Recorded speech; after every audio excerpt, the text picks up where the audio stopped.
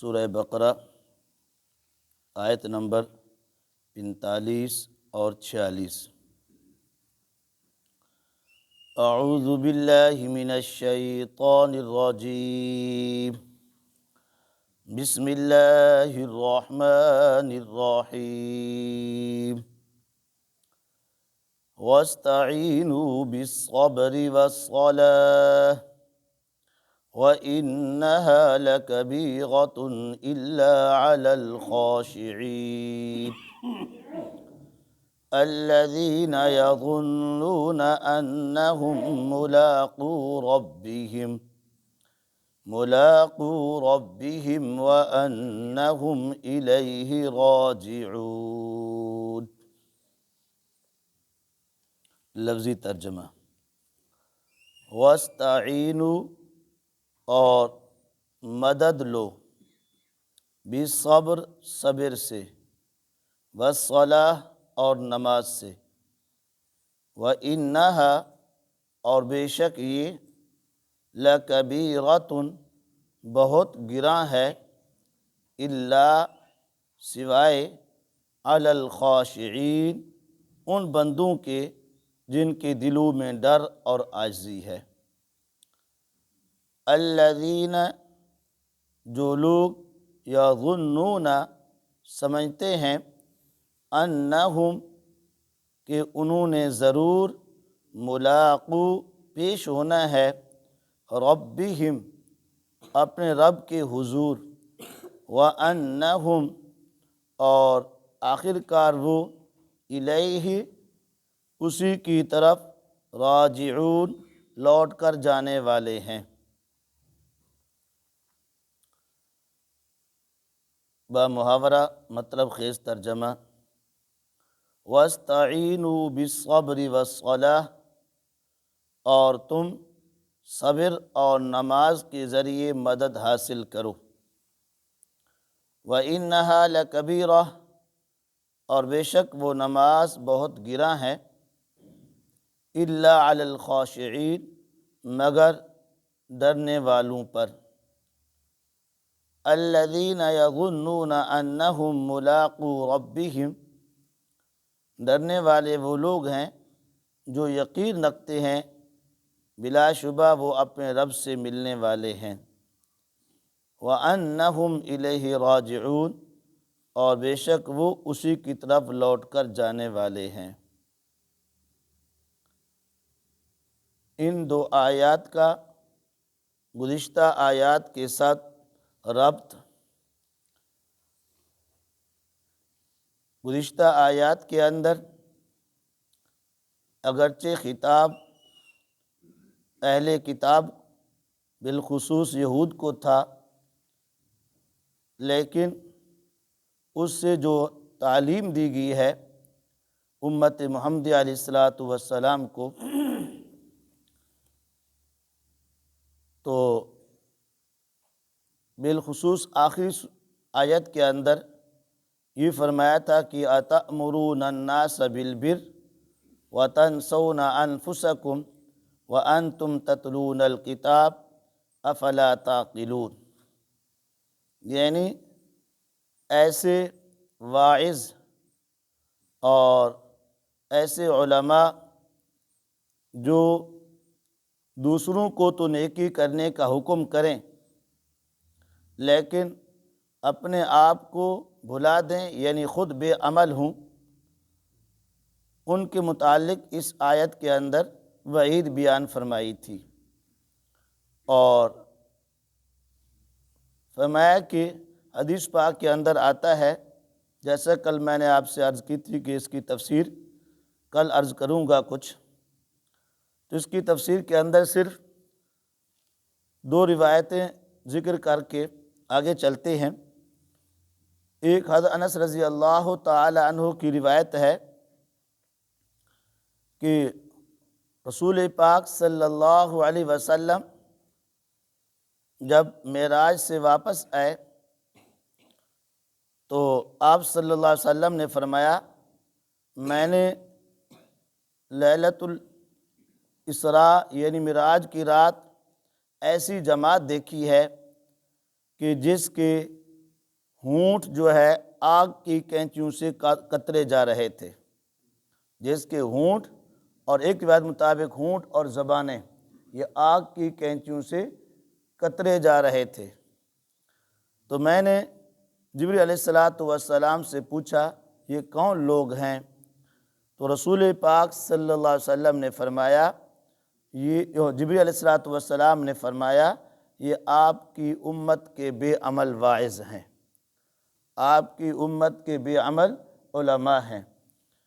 اور دوسری روایت حضرت اسامہ رضی اللہ تعالیٰ عنہ کی روایت ہے، وہ فرماتی ہیں کہ رسول پاک صلی اللہ علیہ وسلم نے فرمایا کل قیامت کے دن ایک آدمی لایا جائے گا اور اسے یعنی کیا جہنم میں ڈال دیا جائے گا۔ تو جہنم کی آگ کے اندر جب جلے گا اس کی وجہ سے اس کی آنتڑیاں بہت زیادہ وہ وہاں نکل کے گر پڑیں گی جہنم کے اندر۔ جب اس کی آنتڑیاں وہاں گریں گی وہ اتنا زیادہ پھولی ہوئی ہوں گی، تو اب وہ آدمی اس آنتڑیوں کو نہ اٹھا سکے گا اور نہ ہی کسی طرف گھسیٹ کر لے جا سکے گا، بلکہ وہ ان آنتڑیوں کے ارد گرد ایسے گھومے گا جیسا کہ فرمایا کہ چکی کے ارد گرد گدھا گھومتا ہے، یا آپ یوں کہیں جیسا کہ کولو کا بیل کولو کے ارد گرد کیا گھومتا ہے ایسے۔ تو فرمایا کہ بہت سارے جنتی لوگ جو جنت کے اندر ہوں گے جب وہ وہاں سے دیکھیں گے تو اللہ کی حکم سے اجازت سے وہ آئیں گے، قریب آ کر پوچھیں گے کہ بھئی آپ جہنم کے اندر اور آپ کو یہ سزا، آپ وہی نہیں ہیں جو آپ نے ہمیں یہ نیک اعمال بتلائے تھے، ان اعمال کی وجہ سے تو آج ہم جنت کے اندر گئے ہیں۔ جو آپ نے ہمیں نیک اعمال بتلائے تھے وہ نیک اعمال ہم نے کیے اور اس کی وجہ سے اللہ نے ہمیں کیا جنت کے اندر بھیج دیا، اور آپ جہنم کے اندر ہیں۔ تو اس وقت فرمایا کہ وہ شرمندہ ہو کر کہ ہاں واقعی میں نے آپ کو بتلائے تھے، بات یہ ہے کہ میں آپ کو تو بتلاتا تھا نیک اعمال کرنے کا، لیکن خود وہ نیک عمل نہیں کرتا تھا، اس کی وجہ سے یہ نہیں کہا مجھے یہ کہ سزا دی گئی ہے۔ تو یہ اس کا شان نزول تو اگرچہ خاص علماء یہود کے لیے تھا، لیکن قیامت تک آنے والے تمام انسانوں کے لیے اللہ پاک نے ہمیں یہ کہ نصیحت ہے۔ تو جب تمام کی نصیحت اور نیکی پر چلنے کا حکم ہے تو ظاہر ہے کہ نیکی کے اندر بہت ساری دشواریاں ہوتی ہیں، رکاوٹیں ہوتی ہیں۔ تو اب آج کی آیات کے اندر اللہ تعالیٰ یہ فرمانا چاہتے ہیں کہ اگر نیکی کے راستے پر چلنے کے اندر رکاوٹیں ہوں، دشواریاں ہوں، نیکی کرنا تم پر مشکل ہو جائے، گراں ہو جائے، تو پھر اس کا کیا علاج ہے، اس کا کیا نسخہ ہے؟ تو اس کی رکاوٹوں کو دور کرنے کا، مشکلوں کو حل کرنے کا اور انہی کا علاج اللہ پاک نے بتایا کہ وَاسْتَعِینُوا بِالصَّبْرِ وَالصَّلَاةِ، فرمایا کہ تم صبر اور نماز کے ساتھ کیا کرو، مدد حاصل کرو۔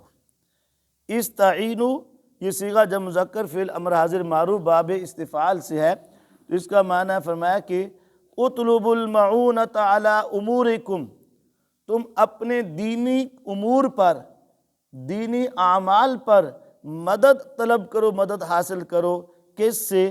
صبر اور نماز سے۔ صبر کا لفظ، صبر کا لغوی معنی ہوتا ہے روکنا اور باندھنا، کسی چیز باندھ کے ٹھہرا دینا، روک دینا۔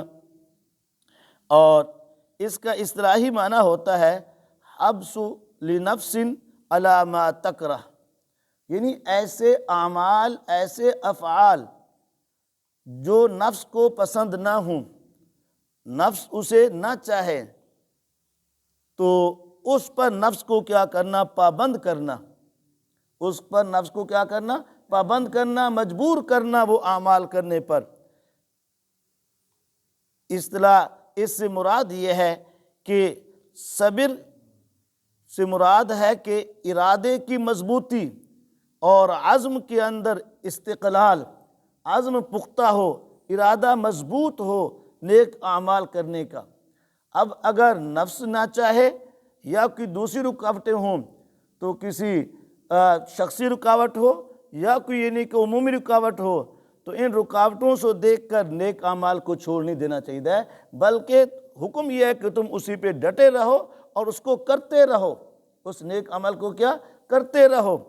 اس لیے فرمایا کہ صبر کے ذریعے سے کردار کی پختگی اور فرمایا دین میں استقامت حاصل ہوتی ہے۔ جب تم ڈٹے رہو گے ساری زندگی اور اس پر عمل کرتے رہو گے تو اللہ تعالیٰ تمہاری وہ رکاوٹیں جو ہیں وہ کیا دور کر دیں گے۔ اور ساتھ فرمایا کہ والصلاۃ اور نماز سے، چونکہ نماز کا لغوی معنی تو پہلے میں بتا چکا ہوں کل، اس لیے کہ نماز سے انسان کا اللہ کے ساتھ تعلق پیدا ہوتا ہے، اللہ کے ساتھ تعلق اور رابطہ استوار ہوتا ہے۔ تو جب انسان کا نماز، اللہ فرماتے ہیں نماز کی طرف رجوع کرو، نماز پڑھو، جب نماز کی طرف رجوع ہوگا تو اللہ کے ساتھ تعلق استوار ہوگا، تو پھر اللہ تعالیٰ کی مدد اور نصرت جو ہوگی وہ کیا شامل حال رہے گی۔ اللہ تعالیٰ کی مدد اور نصرت کیا ہوگی، وہ شامل حال ہوگی۔ اور نماز کے بعد فرمایا کہ اللہ تعالیٰ سے دعا کریں گے ان مشکلات کی دوری کے لیے، ان رکاوٹوں کے دور کرنے کے لیے، تو اللہ ہماری ان رکاوٹوں کو کیا کر دیں گے، دور کر دیں گے۔ تو فرمایا کہ وَاسْتَعِینُوا بِالصَّبْرِ وَالصَّلَاةِ، اور تم کیا کرو، صبر اور نماز کے ساتھ کیا مدد طلب کرو۔ اب یہاں جو ہے فرمایا کہ صرف نماز کا عبادات میں سے صرف نماز کا تذکرہ کیا ہے، اس لیے کہ نماز عبادات میں سے کیا اہم ہے۔ اس لیے تفسیر جلالین میں فرماتے ہیں افردہا بالذکر تعظیما لشانہا، اللہ تعالیٰ نے یہاں صرف نماز کا جو ذکر کیا ہے اس کی عظمت شان کی وجہ سے صرف نماز کا یہاں ذکر فرمایا ہے۔ اور چنانچہ حدیث پاک کے اندر آتا ہے رسول پاک صلی اللہ علیہ وسلم کی بھی عادت تھی، جب بھی آپ کو کوئی مشکل کام درپیش ہوتا تو آپ فوراً نماز کی طرف کیا جلدی کرتے۔ حدیث اور تفسیر جلال فرماتے ہیں وفی الحدیث کان اذا حزبہ، فرمایا کہ کان اذا حزبہ امر بادر الی الصلاۃ، جب بھی رسول پاک صلی اللہ علیہ وسلم کو کوئی مشکل کام پیش آتا تو آپ جلدی سے نماز کی طرف کیا رجوع کرتے اور نماز کے اندر لگ کر اللہ تعالیٰ سے وہ کام کیا حل کراتے۔ اور ایک قول کے مطابق یہ بھی کہا گیا ہے کہ یہ بھی یعنی کا الخطاب للیہود، قیل الخطاب للیہود لما عاقمہم علی الایمان الشر فما وحب الریاسہ، فما اس لیے کہ حب جاہ اور حب مال کی وجہ سے ان کو جو حرص تھا وہ ایمان لانے سے کیا روکے تھا، مانے تھا۔ تو اس لیے اللہ تعالیٰ نے فرمایا کہ تم نماز صبر کرو اور کیا کرو، نماز پڑھو اور اس سے کیا کرو مدد حاصل کرو گے تو اب تمہارے لیے ایمان لانا کیا آسان ہو جائے گا۔ اور فرمایا کہ صبر جو ہے میں نے آپ بتایا وہ کیا کردار کی پختگی اور دین پر استقامت حاصل ہوتی ہے، اور نماز جو ہے اس سے یعنی کیا انسان کے دل کے اندر تواضع، عاجزی اور انکساری آتی ہے۔ نماز کے ساتھ کیا آتی ہے، تواضع، انکساری، اور اس لیے تفسیر جلال میں فرماتے ہیں لِأَنَّهَا تُورَثُ الْخُشُوعَ وَتَنْفِي الْكِبْرَ، اس لیے کہ نماز جو ہے وہ انسان کے دل کے اندر خشوع خضوع کو پیدا کرتی ہے، عاجزی و انکساری کو، اور انسان کے دل سے تکبر و بڑائی کو کیا کرتی ہے، دور کر دیتی ہے۔ وَإِنَّهَا لَكَبِيرَةٌ، آگے فرمایا ہاں بلا شبہ وہ نماز کیا ہے، گراں ہے۔ یہ ایک سوال بھی کی شکل کے اندر بھی سمجھا جا سکتا ہے کہ اس آیت کے اندر تو دین پر چلنے میں جو دشواری اور رکاوٹ ہے اس کا علاج اور نسخہ بتلایا گیا کہ صبر اور نماز سے کیا کرو، مدد حاصل کرو اور وہ تمہاری دشواری کیا ہوگی، ختم ہو جائے گی، رکاوٹ دور ہو جائے گی۔ تو جو نسخہ بتایا گیا نماز، تو فرمایا وہ نماز تو ہی فی نفس ہی کیا نفس پر گراں ہے، نماز خود کیا نفس پر کیا ہے، گراں ہے۔ یعنی نفس نہیں چاہتا کہ صبح سویرے سردی کے اندر اٹھ کر اور ٹھنڈے پانی سے وضو کر کے یا مسجد کے اندر پہنچے، وہ تو کہتا ہے کہ گرم بستر کے اندر کیا سوئے رہے۔ تو یہ نماز اس پر کیا ہے، گراں ہے۔ تو یہ کیسے پھر اس دشواری کو دور کرنے کا نسخہ بن جائے گی؟ تو اللہ تعالیٰ نے فرمایا ہاں وَإِنَّهَا لَكَبِيرَةٌ إِلَّا عَلَى الْخَاشِعِينَ، نماز واقعی نفس پر گراں ہے، یعنی ان لوگوں پر گراں ہے جو خدا کے نافرمان ہیں اور وہ آخرت کا عقیدہ نہیں رکھتے۔ ان کا یہ نظریہ عقیدہ نہیں ہے کہ ہم نے ایک دن مرنا ہے، مرنے کے بعد پھر اللہ کے سامنے پیش ہونا ہے اور سارے اعمال کا حساب و کتاب ہونا ہے۔ جن کا یہ عقیدہ نہیں ہے اور وہ کہتے ہیں بس دنیا ہی ہے، ان کے لیے نہ نماز پڑھنا یہ کہ واقعی گراں ہے۔ لیکن وہ لوگ جن کے دل کے اندر فرمایا کہ اللہ کی عظمت اور بڑائی ہے، وہ اللہ کے مطیع فرما بردار ہیں اور ان کا یہ عقیدہ اور نظریہ ہے کہ ہم نے مر کر اللہ کے سامنے پیش ہونا ہے اور تمام اعمال کا حساب و کتاب ہوگا، تو فرمایا ان کے لیے یہ نماز گراں نہیں ہے، بلکہ ان کے لیے تو یہ نماز جو ہے باعث راحت اور سکون ہے اور باعث رغبت ہے۔ اس لیے فرمایا الا علی الخاشعین، مگر خشوع خضوع اختیار کرنے والے جن کے دل کے اندر اللہ کا خوف اور بڑائی ہے ان پر گراں نہیں ہے۔ اگلی آیت کے اندر بتا دیا کہ وہ کون لوگ ہیں جن کے دل کے اندر اللہ کا خوف ہے یا خشوع خضوع ہے۔ فرمایا کہ الذین یظنون انہم ملاقو، خاشعین وہ لوگ ہیں کہ جن کے دل کے اندر یہ یقین ہے کہ وہ ایک نہ دن اپنے رب کے سامنے کا حضور پیش ہوں گے اور اللہ سے کہ اللہ کو دیکھیں گے، اللہ کا دیدار ہوگا اور اپنے اعمال کا حساب و کتاب دینا ہوگا۔ اور فرمایا کہ وَأَنَّهُمْ إِلَيْهِ رَاجِعُونَ، اور وہ اس بات کا یقین کرتے ہیں کہ ہم سب کے سب لوٹ کر اللہ کے سامنے رہنے والے ہیں۔ دعا فرمائیں اللہ تعالی ہم سب کو قرآن پاک سمجھنے اور عمل کرنے کی توفیق عطا فرمائے۔ الحمد للہ رب العالمین والعاقبۃ للمتقین والصلاة والسلام علی خیر خلقہ محمد وآلہ وصحبہ اجمعین۔ ربنا ظلمنا انفسنا وإن لم تغفر لنا وترحمنا لنكونن من الخاسرین۔ ربنا لا تزغ قلوبنا بعد إذ هديتنا وهب لنا من لدنك رحمة إنك أنت الوهاب۔ یا الہ العالمین ہم سب کے صغیرہ اور کبیرہ ظاہری باطن ہر قسم کے گناہ معاف فرما دے۔ اے اللہ جو مسلمان بیمار ہیں یا اللہ تمام کو صحت کاملہ دائمہ عاجلہ مستمرہ عطا فرما۔ اے اللہ جو مسلمان پریشان حال ہیں یا اللہ ان کی پریشانی کو دور فرما۔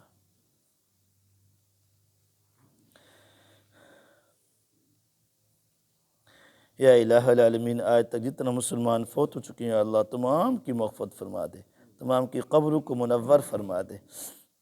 یا اللہ عالم اسلام کی اتفاق و اتحاد نصیب فرما، حرمین شریفین کی حفاظت فرما۔ یا اللہ ہمارے وطن عزیز کی بھی حفاظت فرما۔ یا اللہ اس کو اندرون بیرون قسم کی سازشوں سے محفوظ فرما۔ یا اللہ اس اسلام کا قلعہ بنا، امن کا گہوارہ بنا، امن کا گہوارہ بنا۔ اے اللہ ہمارے تمام نمازی اور سامعین یا اللہ ان کی تمام جائز حاجات کو پورا فرما۔ یا اللہ ان کو یا اللہ صحت کاملہ عطا فرما، ان کی ہر پریشانی کو دور فرما، ہر جائز حاجات کو پورا فرما۔ اے اللہ تو یہ مہربانی فرما دے۔ یا اللہ ہمارے اس درس قرآن کو قبول فرما۔ یا اللہ محض اپنی رضا کے لیے بیان کرنے کی توفیق عطا فرما دے۔ یا اللہ پورے عالم کے لیے رشد و ہدایت کا ذریعہ بنا دے۔ یا اللہ تو یہ مہربانی فرما دے۔ صلی اللہ تعالی علی خیر خلقہ محمد وآلہ وصحبہ اجمعین۔ لا الہ